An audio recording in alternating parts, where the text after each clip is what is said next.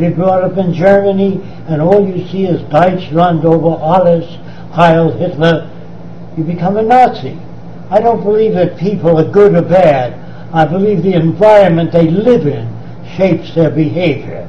I believe that psychologists and psychiatrists are really not aware of the essential mechanisms that shape behavior.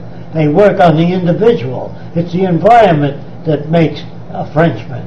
It's the environment that makes a German. It's the environment that makes a Jew.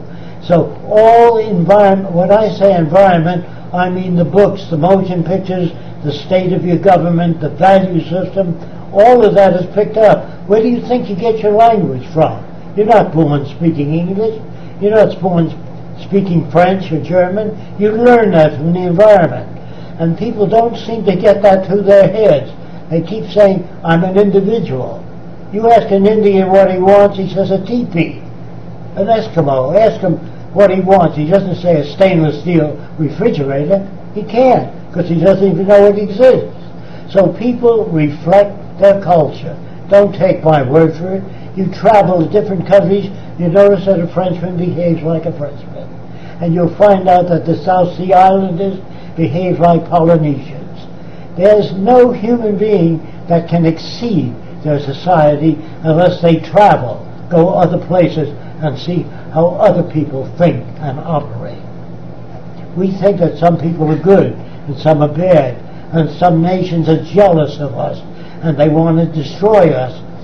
The real truth is, in times past, we must have hurt people terribly to make them want to fly airplanes into the Trade Center.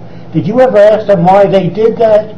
Did you know that America ran headlines in England saying we intend to bomb 7 different countries, nuclear bomb those countries?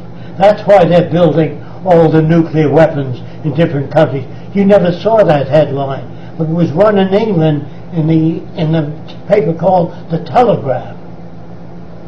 So I'm trying to tell you there's a reason for people doing things. It's not that they hate us. We must have done some terrible things in the past.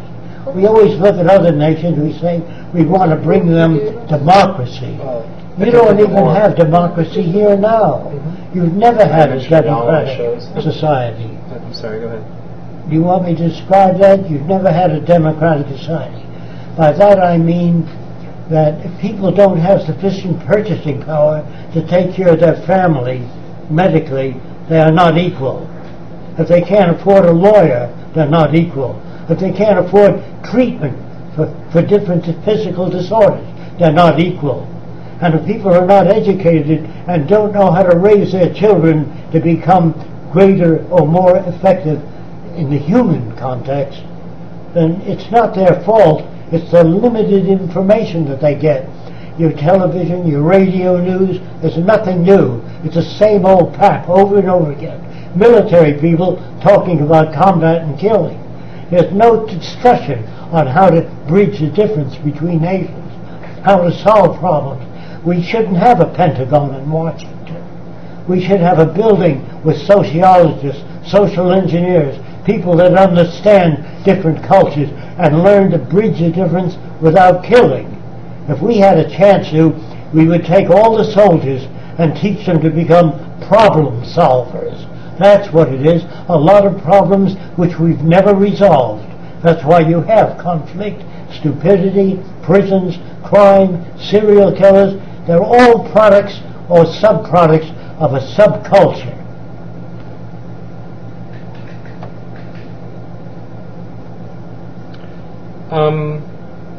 The question from the chat room is, have Jacque and Roxanne watched the first Zeitgeist film, and with how much of it do they agree or disagree? They say they understand that much of it is trivial in the context of progressing the world, but they would like to hear it from Jacque if possible.